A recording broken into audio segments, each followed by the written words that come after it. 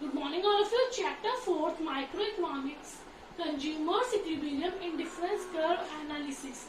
In previous class we discussed about indifference set and indifference curve. So indifference set means when two goods offer same level of satisfaction, so consumer is confused or indifferent among both the combination. Like apple and oranges, both goods give same level of satisfaction. So consumer is confused among apple and oranges because satisfaction of apple and oranges are equal. Clear? So now consumers equilibrium indifference curve analysis. Next topic, properties of IC. Properties of IC.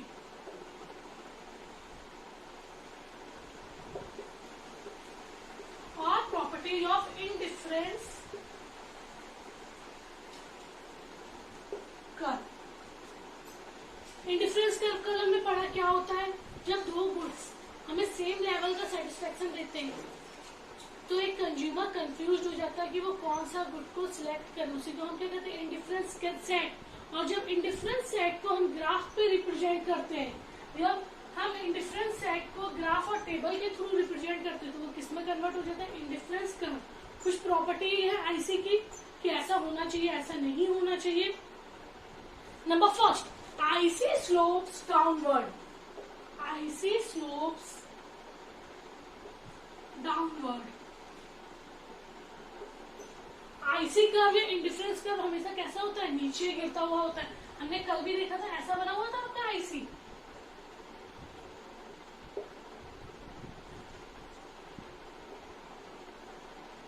So IC slopes downward. इसका मतलब IC हमेशा कैसा होता है, नीचे गिरता हुआ होता है या नीचे गिरता हुआ होना चाहिए.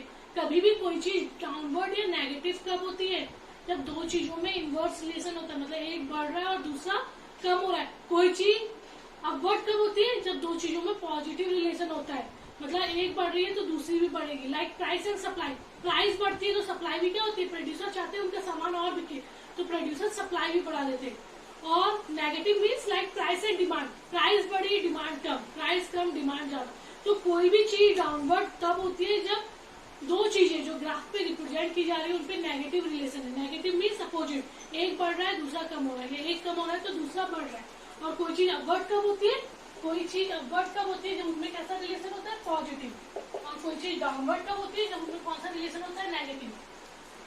पॉजिटिव मतलब दोनों एक साथ बढ़ रही है, जैसे व्हीट और राइस दोनों जब एक साथ बढ़ रहे हैं, व्हीट का प्रोडक्शन भी बढ़ रहा है, राइस का प्रोडक्शन भी बढ़ रहा है, तो ये पॉजिटिव रिलेशन है.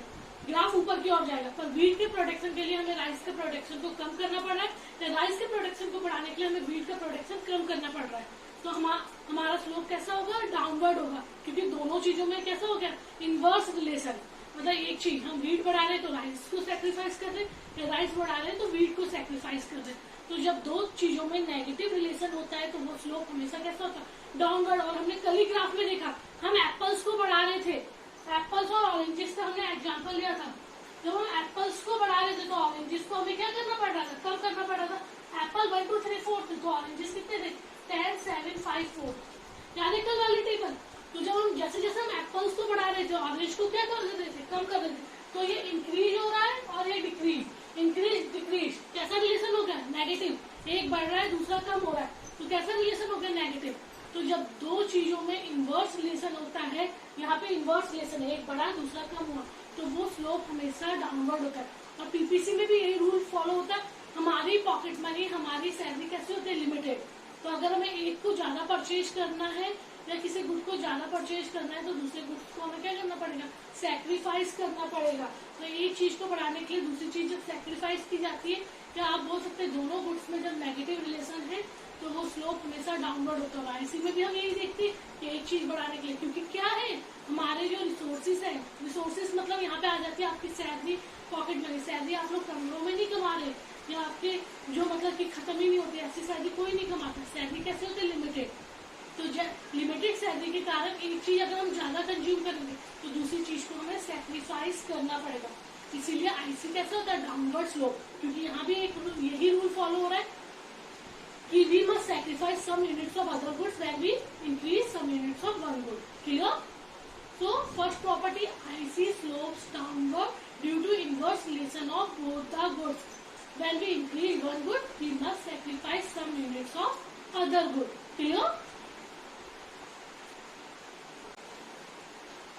Number second, higher IC indicates higher level of satisfaction and lower IC indicates lower level of satisfaction. देखिए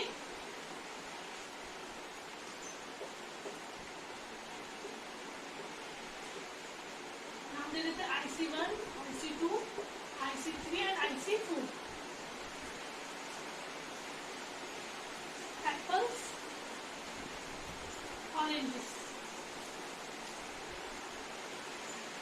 IC1, IC2, IC3, IC4 ये अलग अलग कंज्यूमर्स के सेटिस्फेक्शन को बता रहा है. IC1 मतलब एक कंज्यूमर IC1 जितना कंज्यूम कर रहा है, दूसरा IC2 जितना, तीसरा IC3 जितना और चौथा IC4 जितना. और हमने क्या लिखा, higher IC indicates higher level of satisfaction. ऊंचा IC ऊंचा सेटिस्फेक्शन देगा या ऊंचा IC हमें ये बताता है कि सामने वाले बंदे की इनकम अच्छी है as compare to lower IC. मतलब IC4 की इनकम अच्छी है as compare to IC1, IC2 and IC3. And IC3 की अच्छी IC1 और IC2 से और IC2 की अच्छी IC1 से. तो higher IC indicates higher level of satisfaction और we can say higher IC indicates higher income and lower IC indicates lower level of income. So always remember many ICs drawn on the same graph. बहुत सारे IC एक ही graph पे बना लिए जाते हैं तो उसे हम क्या कहते हैं, इंडिफरेंस मैप. तो ये जो एक साथ 4 IC बने हुए हैं तो ये वाला जो डायग्राम है इसे हम क्या कहेंगे, इंडिफरेंस मैप. तो इंडिफरेंस मैप क्या होता है, many ICs, IC means indifference curves drawn on the same graph. Many ICs drawn on the same graph is known as indifference map. Is known as indifference map. And higher IC indicates higher level of satisfaction and lower IC indicates lower level of satisfaction. Higher IC means IC4 or IC3 and as compared to IC1, IC2 is also higher. So IC1 की बात करते हैं सबसे पहले. IC1 suppose यहाँ पर X की unit consume की जा रही है, यहाँ पे Y की. तो हम क्या देख रहे हैं, IC1 X की इतनी यूनिट कंज्यूम कर रहा है OX और Y की OY. दिख रहा है आपको IC1. अगर हम बीच का पॉइंट लेते हैं तो IC1 X की कितनी यूनिट कंज्यूम कर रहा है OX और Y की OY. हमने ये पॉइंट लिया तो हम क्या देख रहे हैं, X की इतनी यूनिट कंज्यूम कर रहा है और Y की इतनी. पर हम IC2 पे जाते हैं तो हम क्या देखते हैं, हम यही पॉइंट ले रहे हैं बीच के. तो हम क्या देख रहे हैं, IC2 X की तो यूनिट उतनी ही कंज्यूम कर रहा है OX पर IC2 Y की कितनी यूनिट कंज्यूम कर रहा है OY1. जो IC1 OY कंज्यूम कर रहा था, IC2 का कंजम्पशन बढ़ गया, वो कितना कंज्यूम कर रहा है OY1. अगर हम तीसरे ग्राफ पे जाते हैं तो हम क्या देखते हैं, IC1 की इतनी ही यूनिट्स कंज्यूम की जा रही है IC3 के थ्रू OX पर IC3 OY की कितनी यूनिट कंज्यूम कर रहा है OY2, OY1 और OY2. मतलब Y का कंजम्पशन और बढ़ गया. मतलब IC1 का Y का कंजम्पशन सबसे कम है, IC2 का उससे ज्यादा, IC3 का उससे ज्यादा और IC4 की बात करेंगे तो IC4 का उससे भी ज्यादा होगा. तो इससे क्या पता चल रहा है, IC4 वाला ज्यादा कंज्यूम कर रहा है Y as compare to IC3 and IC3 वाला ज्यादा कंज्यूम कर रहा है as compare to IC2 and IC2 वाला ज्यादा कंज्यूम कर रहा है एज कम्पेयर टू IC1. सो जो ज्यादा कंज्यूम कर रहा है उसकी इनकम भी ज्यादा होगी. भाई ज्यादा कंज्यूम कौन करेगा, जिसकी इनकम ज्यादा है. IC3 कम कंज्यूम, IC4 से कम कंज्यूम कर रहा है तो उसकी इनकम IC4 से कम है. IC2 IC3 से कम कंज्यूम कर रहा है, इसका मतलब IC2 की इनकम IC3 से कम है. और IC1 सबसे कम कंज्यूम कर रहा है, इसका मतलब IC1 की इनकम IC2, IC3, IC4 तीनों से कम है. It means IC4 is greater than IC3, IC3 is greater than IC2 and IC2 is greater than IC1.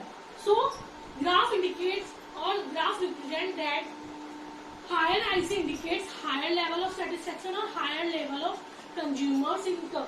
On the other hand, lower IC indicates lower level of satisfaction and lower level of consumers income. Clear? So higher IC indicates higher level of satisfaction and lower IC indicates indicates lower level of satisfaction.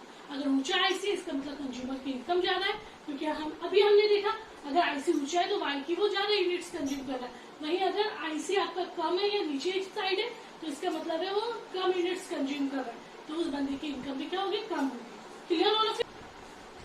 Number third, IC do not touch और intersect each other. IC एक दूसरे को touch नहीं कर सकते। दो IC है, हमेशा एक आईसी दूसरे आईसी से या ऊंचा होता है या नीचा होता है। हम एक ही आईसी की बात नहीं कर रहे, हम दो आईसी की बात कर रहे हैं। तो हमेशा अभी हमने पिछले ग्राफ में देखा कि एक आईसी दूसरे आईसी से ऊंचा होता है या नीचा होता है। तो आईसी डू नॉट, वो दोनों एक दूसरे को ना टच कर रहे थे ना इंटरसेक्ट कर रहे थे। तो आईसी डू नॉट टच और इंटरसेक्ट ईच अदर, मतलब कभी भी आईसी ऐसा नहीं हो सकता। सपोज ये आईसी 1 है या आईसी 2 है, पर इस पॉइंट पे आकर ये दोनों एक दूसरे को क्या कर रहे हैं, टच कर रहे हैं। तो जब कोई चीज एक दूसरे को टच करेगी या इंटरसेक्ट करेगी तो इस पॉइंट पे दोनों का सेटिस्फेक्शन कैसा हो जाएगा, सेम हो जाएगा, सेम लेवल ऑफ सेटिस्फेक्शन। और हमने हमेशा क्या पढ़ा है, एक आईसी दूसरी आईसी से या ऊंचा होता है या नीचा होता है, वो कभी भी सेम सेटिस्फेक्शन नहीं दे सकता। तो आईसी डू नॉट टच और इंटरसेक्ट ईच अदर। देख लेते हैं इसे।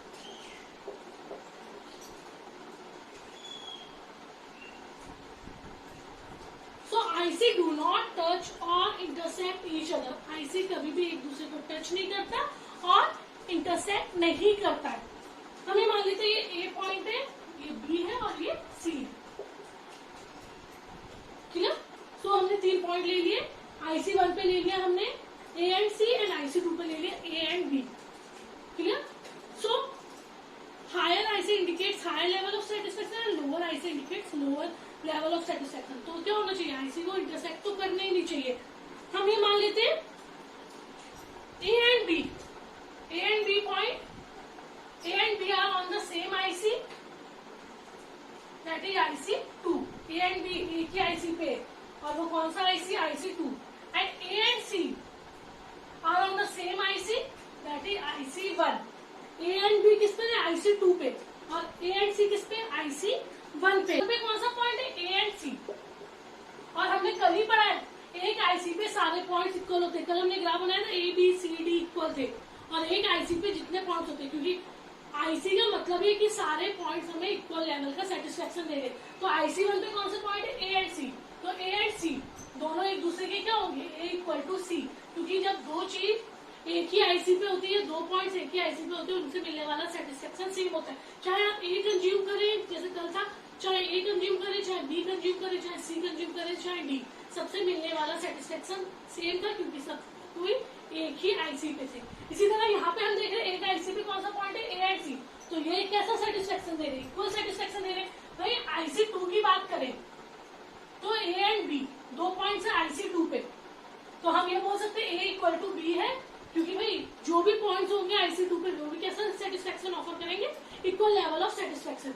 ए इक्वल टू सी और ए इक्वल टू बी, तो आप क्या प्रूव हो जाएगा इससे, A equal to C, A equal to B. ये दो इक्वेशन बन गए, इसका मतलब है बी इक्वल टू क्या हो गया, सी। ए इक्वल टू सी और ए इक्वल टू बी, तो क्या है, प्रूव हो जाएगा कि बी भी सी के बराबर है, ए बी के बराबर है और बी सी के बराबर है। तो इससे क्या प्रूव हो जाएगा कि ए सी के बराबर है और ए बी के बराबर है, तो इससे प्रूव हो जाएगा बी भी सी के बराबर है। ठीक है, पर हम क्या देख रहे हैं, बी ऊपर है और सी नीचे है, तो ये स्टेटमेंट रॉन्ग है। तो हमेशा याद रखिए, आईसी अगर दो आईसी एक दूसरे को टच करेंगे तो वो कभी भी आईसी कर्व नहीं बनाएंगे, क्योंकि दो आईसी कभी भी same level of satisfaction provide नहीं करते। ठीक है, तो यहाँ पे हम देख रहे हैं आईसी 1 पे दो पॉइंट्स है ए एंड सी, जो इक्वल लेवल ऑफ सेटिस्फेक्शन दे रहे हैं, मतलब ए इक्वल टू सी है। वही हम आईसी 2 पे देख रहे हैं ए एंड बी है, तो ए इक्वल टू बी है। अगर हम इसे प्रूव करें तो बी इक्वल टू क्या हो जाएगा, सी। और हमें तो दिख रहा है ना, सामने सामने दिख रहा है, बी ऊपर है और सी नीचे। कैसे इक्वल मान ले, क्योंकि ऊपर वाला तो ज्यादा सेटिस्फेक्शन लेता है, हमने अभी पिछले में पढ़ा, और नीचे वाला कम सेटिस्फेक्शन, हम बी इक्वल टू सी तो मान ही नहीं सकते। क्लियर।